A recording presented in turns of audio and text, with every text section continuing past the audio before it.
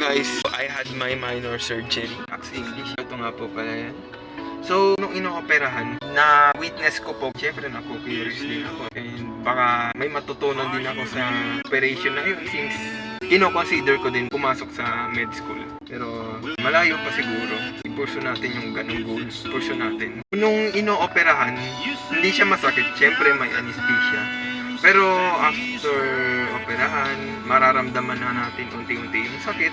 It's normal lang naman na maramdaman yung sakit. Kailangan lang natin ng pain tolerance. So ganun din sa buhay, makakaramdam tayo ng sakit, ng grief, emotionally, physically, mentally, anything like that. Pero kailangan natin i-manage yung pain natin. Kailangan natin magpakatatag, maging strong. Isa pa, isipin na lang natin na pinapatatag tayo ng sakit na yun para sa susunod yung sakit na mararamdaman natin. Like parang immune na tayo or hindi na siya masyadong masakit.